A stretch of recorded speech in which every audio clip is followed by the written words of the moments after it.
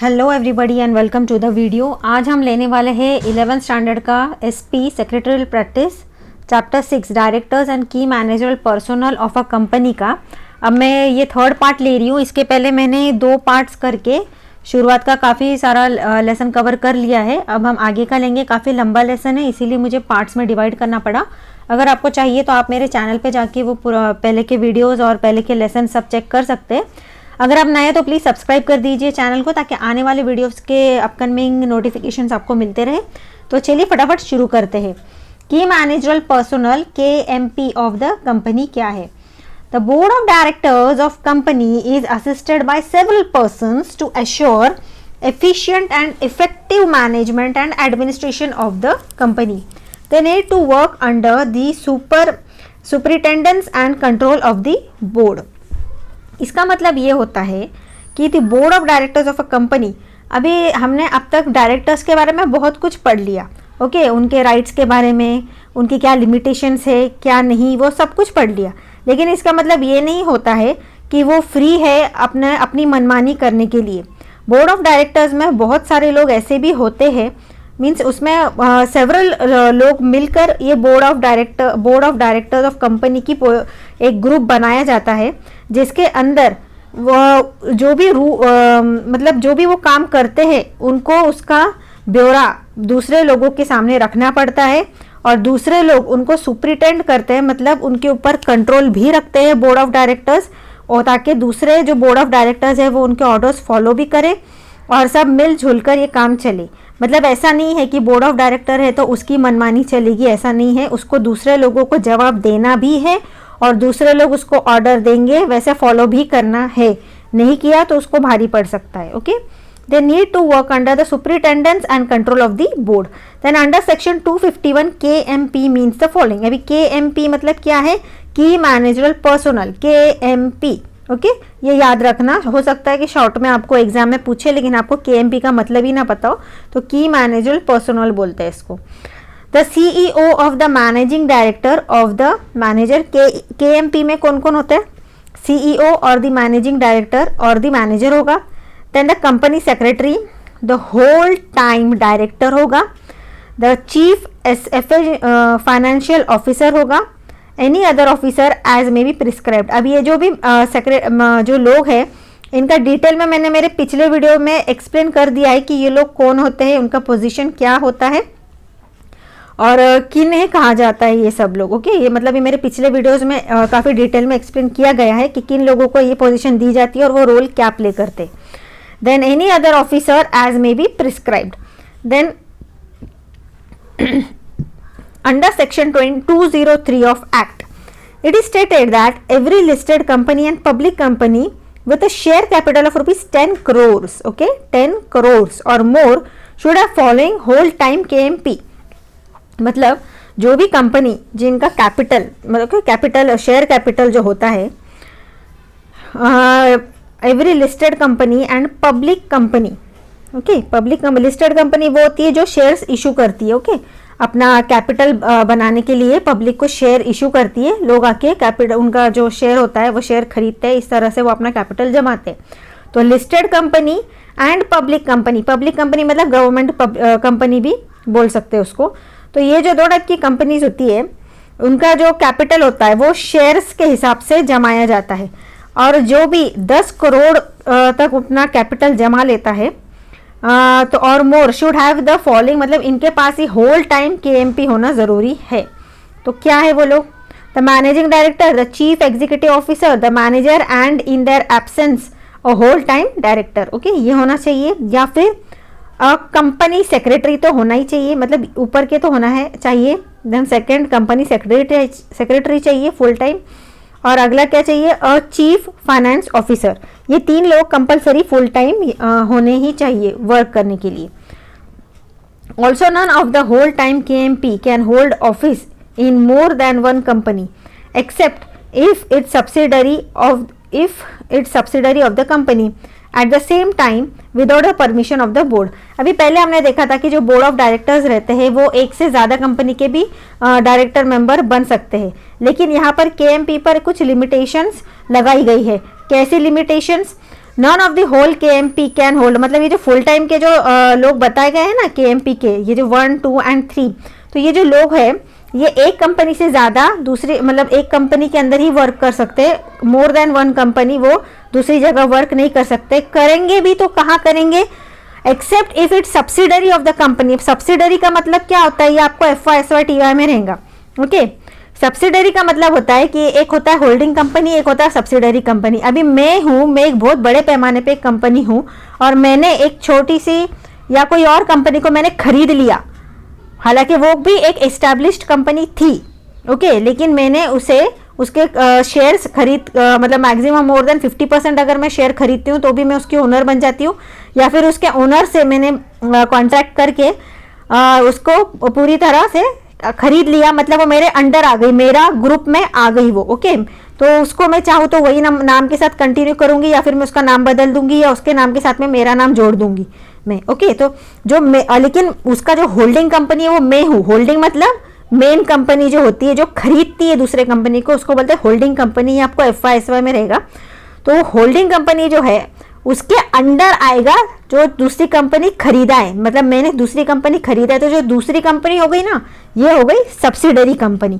तो वो जो लोग हैं जो मेरे यहाँ काम कर रहे हैं ऑलरेडी, इनको मैं ये परमिट तो नहीं करती कि कोई तीसरी कंपनी में जाके वो काम करे, लेकिन हाँ ये जरूर उनको अलाउड है कि वो मेरी ही कंपनी की जो सब्सिडरी कंपनी है, मतलब मैंने ही जो दूसरी कंपनी खरीदी है उसके अंदर वो काम कर सकते हैं। Okay, without the end eight the same time without the permission of the board, मतलब वहां पर जरूरी नहीं है कि उनको बोर्ड की परमिशन लगे, बोर्ड मेंबर्स की, अदर मेंबर्स की।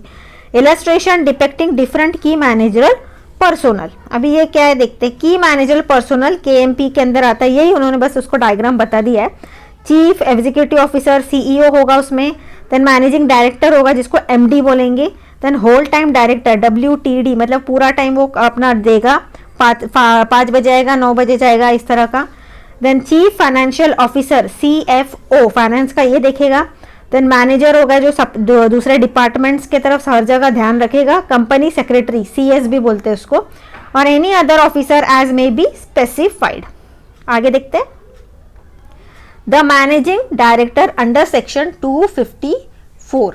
Okay, it means a director who by virtue of articles of or agreement with company or resolution passed in general meeting or by its board is entrusted with substantial powers of management of the affairs of the company। अभी यहाँ पर उन्होंने managing director के बारे में बताया और वो क्या चीज़ है, उसका क्या मतलब उसके बारे में डिटेल अंडर सेक्शन 254, मतलब अपने गवर्नमेंट लॉ के हिसाब से अंडर सेक्शन 254 ये सब डिटेल्स दे दी गई है कि वो क्या होना चाहिए, कैसे होना चाहिए, काम कैसा करेगा, क्वालिफिकेशन क्या होगा, वो सब दिया गया रहेगा। तो it means a director who by virtue of articles मतलब आर्टिकल ऑफ एसोसिएशन के हिसाब से, और एग्रीमेंट विद द कंपनी, या कंपनी के कोई एग्रीमेंट हुआ रहेगा उसके हिसाब से, या फिर कोई एक जनरल मीटिंग तो पास की करते हैं, उसके अंदर कोई रेजोल्यूशन पास किया गया होगा इस मैनेजर की पोजीशन के लिए, और बाय इट्स बोर्ड, या फिर बोर्ड मेंबर्स ने एक जनरल मीटिंग की होगी, उसके अंदर ये रेजोल्यूशन पास किया होगा। Is interested with substantial power of management of the affairs of the company. उसके अंदर वो सब डिस्कस करेंगे कि ये जो मैनेजिंग डायरेक्टर है उसका क्या ड्यूटी होगा, उसके क्या राइट्स होंगे, वो सब कुछ यहाँ पर लेट डाउन होगा। Okay, then appointment of managing director. अभी अपॉइंटमेंट ऑफ मैनेजिंग डायरेक्टर कैसा होगा वो देखते हैं। This appointment can be made by an agreement with company. Okay, a resolution passed by a company in the general meeting, a resolution passed by board of directors, a clause in the article of association of the company। Article of association आपको याद है क्या, जब हम company formation of company के अंदर जब अपना कंपनी रजिस्टर करने जाते हैं वहां पर हमको पहले ही अपने आर्टिकल ऑफ एसोसिएशन के अंदर, मतलब वो तो मेन डॉक्यूमेंट होता है फॉर्मेशन ऑफ कंपनी में, रजिस्ट्रेशन जब हम करने जाते हैं कुछ डॉक्यूमेंट जरूरी होते हैं। कौन से होते हैं? Memorandum of association, article of association, ये बहुत दो इंपॉर्टेंट पेपर्स होते हैं जो रजिस्ट्रेशन के लिए लगते हैं। ये सब कुछ डिफाइन करता है कि हमारा मेन मोटो क्या है, कंपनी हम क्यों बना रहे हैं, उसका मेन एम क्या है, और कितने लोग मिलकर बना रहे हैं, और ये जो हमने कितने लोग लगे हुए हैं कंपनी को फॉर्म करने के लिए। तो उसके लिए हमको पहले बोर्ड ऑफ डायरेक्टर्स और जो भी सेक्रेटरी है ये वगैरह इन सबके नाम देना ज़रूरी होता है। तो आर्टिकल ऑफ एसोसिएशन जो होता है उसके अंदर हम पहले ही डिसाइड करेंगे कि कौन सा बंदा हमारा मैनेजर बनने वाला है मैनेजिंग डायरेक्टर की पोजीशन पे। ओके, कौन सा बनेगा, उसके क्या ड्यूटीज़ होंगे, वो उसके क्या राइट्स होंगे, सब कुछ। देन एक या फिर उसके लिए उसके पहले क्या करते हैं, बोर्ड मीटिंग रखी जाती है। बोर्ड मीटिंग के अंदर ये सारे रेजोल्यूशन पास किए जाते हैं, और फिर या फिर एक एग्रीमेंट भी बनाया जाता है जिसको हम अपॉइंट करेंगे, क्या हमने आपको अपॉइंट करा है। हालांकि ये एक जो भी उनका क्रोनोलॉजी ये उल्टा बताया है, लेकिन ये सब कुछ चीज़ें उसमें होती है at the time of formation of the company. The act states that a managing director be appointed by board of directors। अभी ये जो एक्ट है ना, मतलब ये जो हमने देखा अंडर सेक्शन 254, ओके, उस एक्ट के अंदर क्या बताया गया है, that states that a managing director be appointed by board of directors।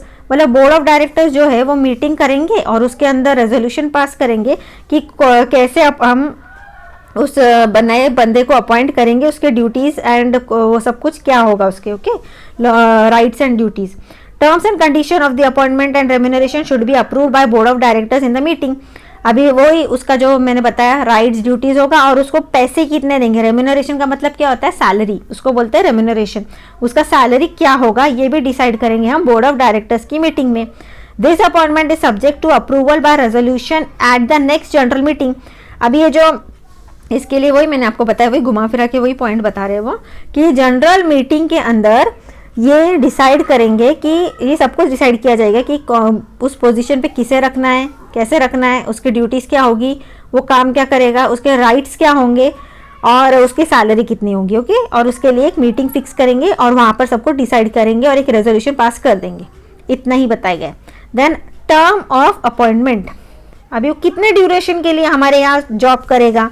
अभी समझो एक लड़का है, उसके लिए उसको हमने बना दिया, एक आदमी है उसको बना दिया हमने मैनेजिंग डायरेक्टर, लेकिन वो हमारे साथ उसको कितने साल के लिए हम कॉन्ट्रैक्ट में ले रहे हैं, तो कम से कम देखते हैं, वही देखते हैं। Appointment of managing director is made for a term of 5 years, 5 साल का उसके साथ हम कॉन्ट्रैक्ट कर लेंगे कि तू इतने साल तक हमारे यहाँ मैनेजिंग डायरेक्टर काम करेगा। Then disqualification for the post of managing director, अभी कौन सी ऐसी कंडीशन होगी जहाँ पर वो डिसक्वालीफाई हो जाएगा, मतलब वो नहीं कंटिन्यू कर सकता एज अ मैनेजिंग डायरेक्टर हमारी कंपनी में। चलिए देखते हैं। Any person less than 21 years of age और more than 70 years of age, 21 years के नीचे अगर रहेगा इट मीन्स वो तो नाबालिग टाइप्स हो जाता है ओके। तो 21 years की एज के नीचे नहीं रहना चाहिए। एंड अबव 70 years, मतलब भले वो पोजीशन पे है, उसने उसका बर्थडे मना लिया 70 years का, तो उसके आगे वो कंटिन्यू नहीं कर सकता। If a person of above 70 years is required to be appointed as managing director, there should be passed a special resolution with explanatory statement attached to its notice which justifies such an appointment। अभी 70 years का तो हो गया, लेकिन कई बार ऐसा होता है कि ये जो लोग होते हैं ना, इनको ना बहुत सारा आइडिया मिल जाता है, क्योंकि ये इतना साल उन्होंने स्पेंड किया रहता है बिजनेस के अंदर, कंपनी के अंदर, उनको बहुत सारा नॉलेज आता है कि अगर ऐसी सिचुएशन या मुसीबत कोई आ जाती है तो उसको कैसे सॉल्व करेंगे हम। फास्ट डिसीजन लेने का उनके ऊपर टैक्टिक्स भी होता है और सही डिसीजन लेता है। कई बार ऐसा होता है कि हमारे सामने 2 रास्ते होते हैं, लेकिन हमको पता नहीं है ये ले क्या वो ले रास्ता। कई बार हमको एक रास्ता बहुत अच्छा नजर आएगा, लेकिन एक्चुअली वहां पर जाने के बाद हमें पता चलता है कि अरे हम तो प्रॉब्लम में फंस गए, हमने गलत डिसीजन ले लिया, हमने दूसरा डिसीजन लेना चाहिए था। ये हम मतलब एक्सपीरियंस करने के बाद ही सीखते हैं ना। तो ये जो 70 और 65 ईयर्स के जो लोग होते हैं ना, ये सब कुछ वो झेल कर ही वहां तक पहुंचे रहते हैं। इट मीन्स उनको काफी ज्यादा नॉलेज आ जाता है। तो उससे क्या होता है कि हमारे लिए, हम जो नए लोग होते हैं, हमारे लिए ये काफी अच्छा होता है कि इन लोगों की गाइडेंस में वर्क करने के लिए, क्योंकि ये बहुत अच्छे डिसीजंस मेकर होते हैं, क्योंकि उनको काफी साल का एक्सपीरियंस होता है और उसके वजह से हमारी कंपनी को प्रॉफिट हो सकता है। तो ऐसे टाइप्स के भी अगर लोग होते हैं और उनका मेंटल कंडीशन भी अगर ठीक है, उनकी हालत भी ठीक है, कंटिन्यू कर सकते हैं, कंपनी को फायदा हो रहा है, तो हम एक स्पेशल रेजोल्यूशन पास करेंगे जिसके अंदर हम एक्सप्लेन करेंगे कि बाबा ये क्यों हम इनको कंटिन्यू करना चाहते हैं, और जस्टिफाई करने के बाद में उनको फिर से अपॉइंट किया जाएगा मैनेजिंग डायरेक्टर की पोजीशन पे।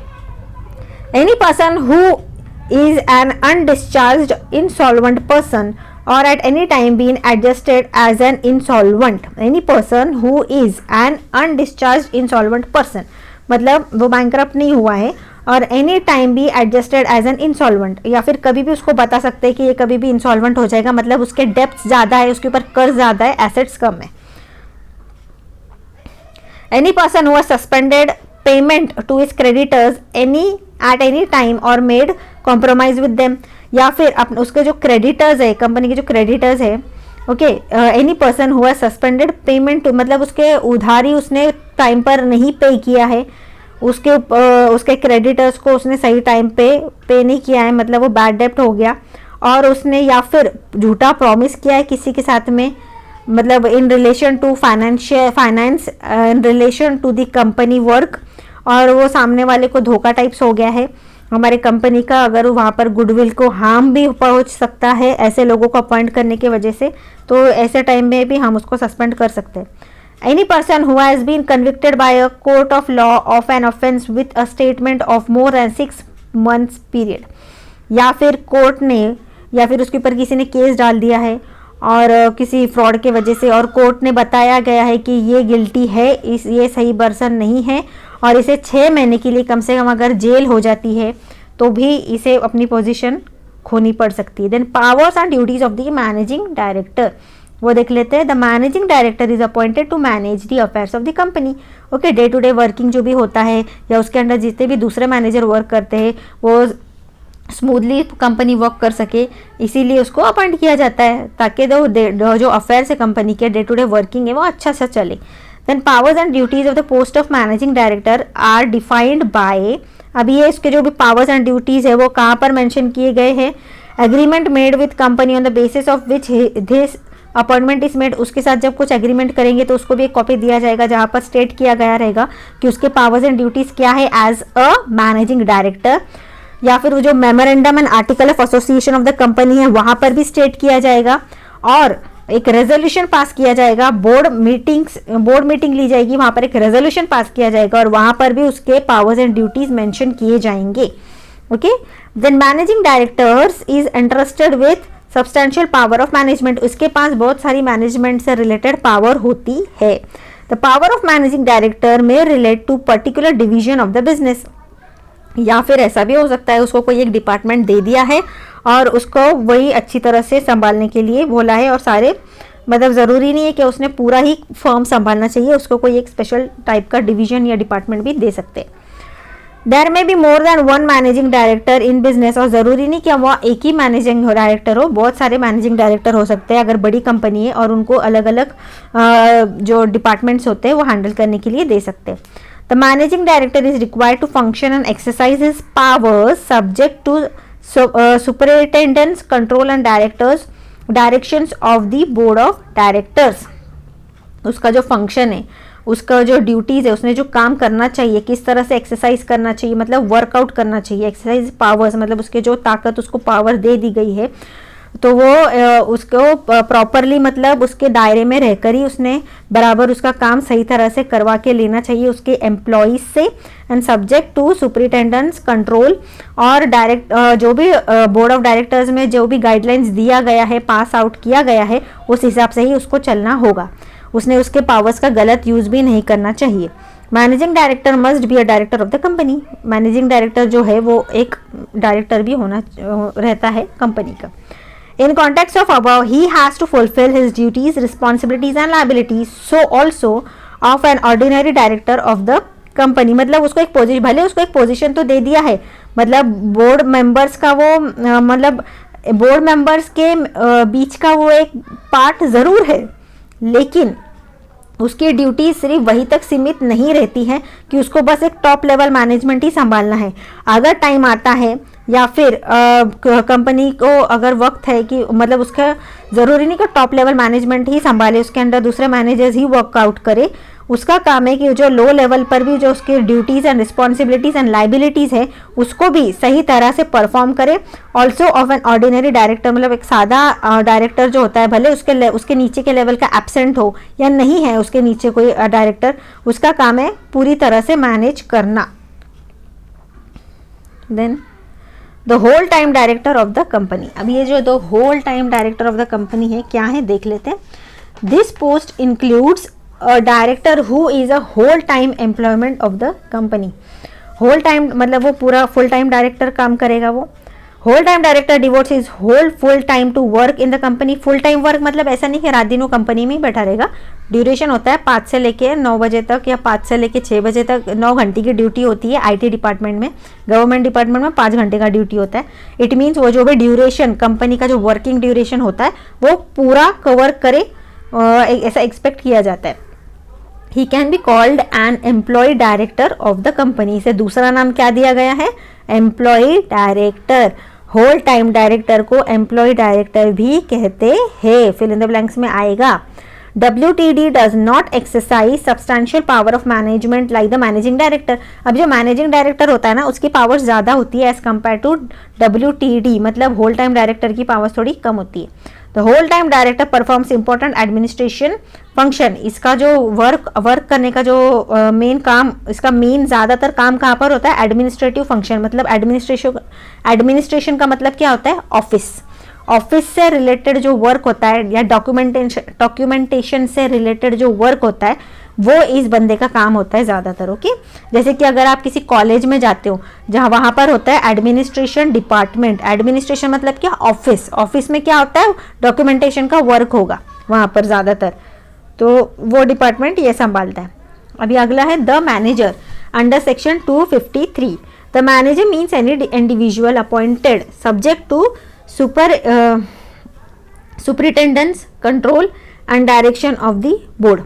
अभी मैनेजर जो होता है वो एक इंडिविजुअल होता है जिसको बोर्ड अपॉइंट करेगा और it appointed subject to superintendence, मतलब उसका जो भी काम करने का जो भी है उसके ऊपर जो भी रहेंगे बोर्ड मेंबर्स रहेंगे और वो ध्यान रखेंगे इसके कामकाज पर कि ये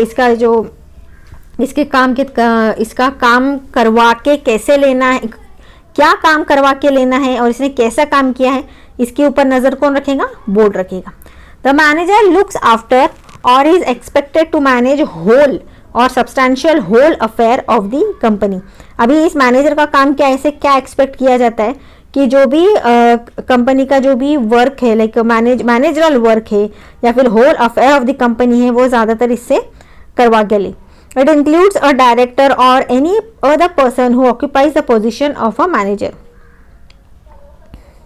ज़रूरी नहीं है कि वो मतलब एक डायरेक्टर भी बन सकता है मैनेजर, या फिर कोई बाहर का पर्सन को भी मैनेजर की पोजीशन दे सकते हैं और नोन बाय एनी नेम, मतलब कोई किसी को भी ये पोजीशन दे सकते हैं। ज़रूरी नहीं कि वो डायरेक्टर की पोजीशन पे अपॉइंटेड हो।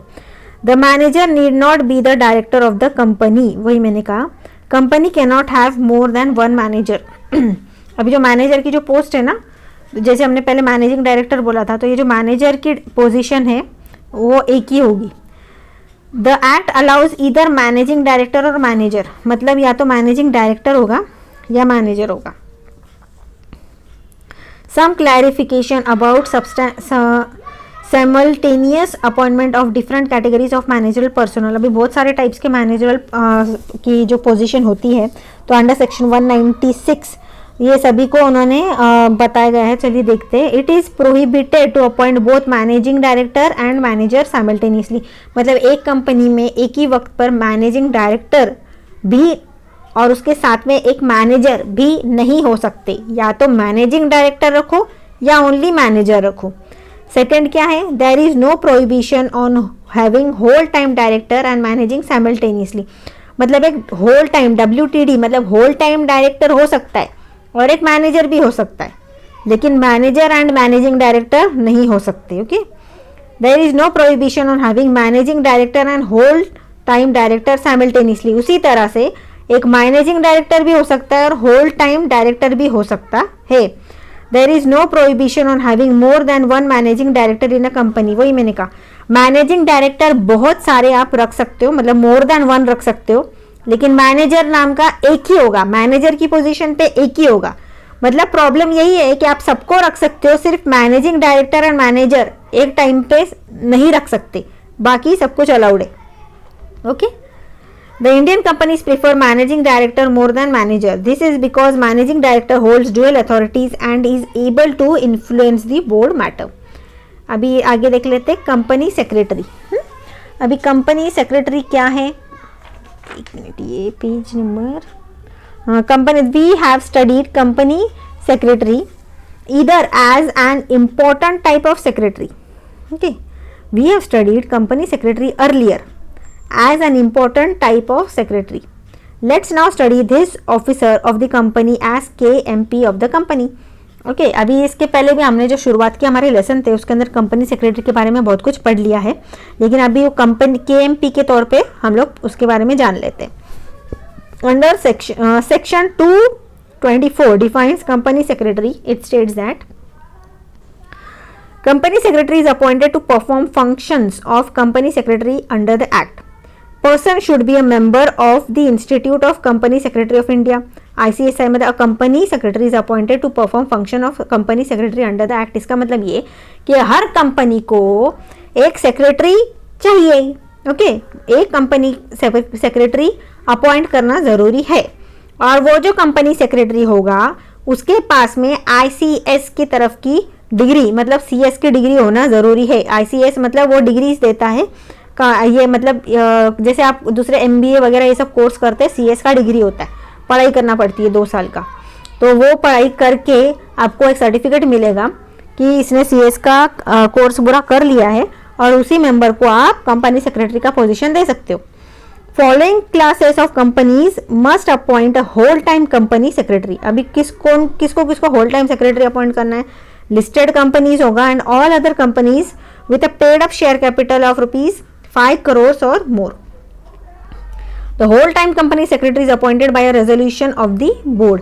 अभी जो फुल टाइम सेक्रेटरी होता है ना, उसके लिए भी अपॉइंट करने के लिए एक रेजोल्यूशन पास किया जाएगा बोर्ड मेंबर्स की तरफ से। The board decides terms and conditions and remuneration. उसका पेमेंट भी वही डिसाइड करेंगे, और उसका जो डिसाइड्स टर्म्स एंड कंडीशन मतलब उसने क्या क्लॉजेस रहना पूरा करना चाहिए, मतलब उसके पास डिग्री होना चाहिए CS का, उसके पास या तो कितना साल का एक्सपीरियंस होना चाहिए या नहीं होना चाहिए, या फिर उसका एज कितना होना चाहिए, या फिर अगर हमने उसको अपॉइंट किया तो अगर हम उसको सैलरी कितना देंगे, वो सब कुछ बोर्ड मेंबर डिसाइड करेंगे रेजोल्यूशन पास करके।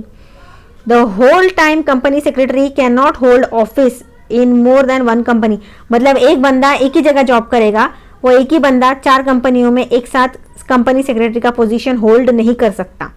The whole time secretary can be director of a company with the permission of board. इसको जो कंपनी सेक्रेटरी है इसको हम डायरेक्टर का भी पोजीशन दे सकते हैं, लेकिन उसके लिए बोर्ड मेंबर्स का परमिशन लगेगा।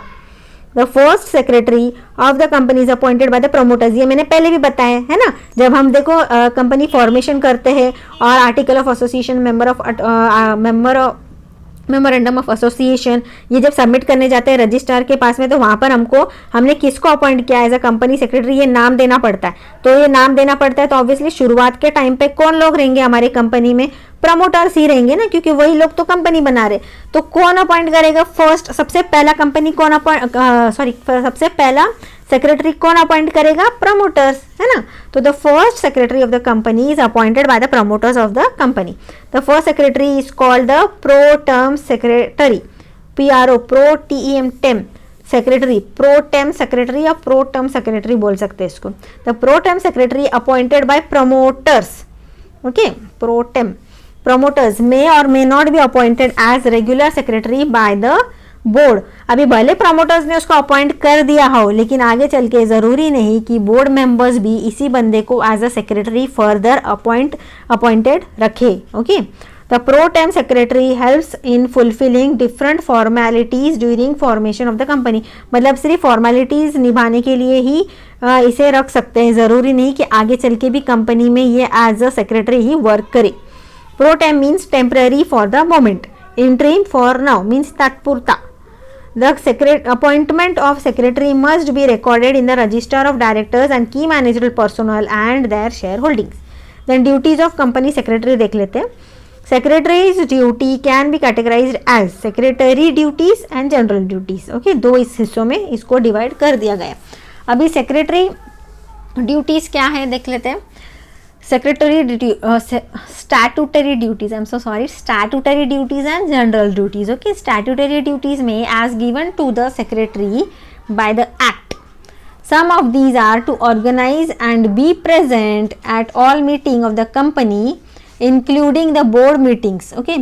To organise and be present at all meetings of the company, ज़रूरी है उसके लिए, ये बहुत ज़्यादा सेक्रेटरी के लिए ज़रूरी है, वो एब्सेंट नहीं रह सकता कि जब भी बोर्ड मीटिंग होगी इस बंदे को रहना ज़रूरी है। क्यों? क्योंकि ना जब मीटिंग होती है तो मीटिंग के दौरान कौन सा बंदे ने क्या कहा और क्या डिसीजन लिया गया, मिस्टर शाह ने उठ के ये क्वेश्चन पूछा, मिस्टर मेहता ने उसको ये आंसर दिया, मतलब पूरी कमेंट्री उसको लिखनी पड़ती है। और वो जो कमेंट्री होती है ना उसको क्या बोलते हैं? मीटिंग्स। और क्या डिसीजन अल्टीमेटली लिया गया या फिर डिसीजन पेंडिंग हो गया, अगले मीटिंग में कवर अप करना है, तो ये सारी चीज़ों को बोलते हैं मिनट्स।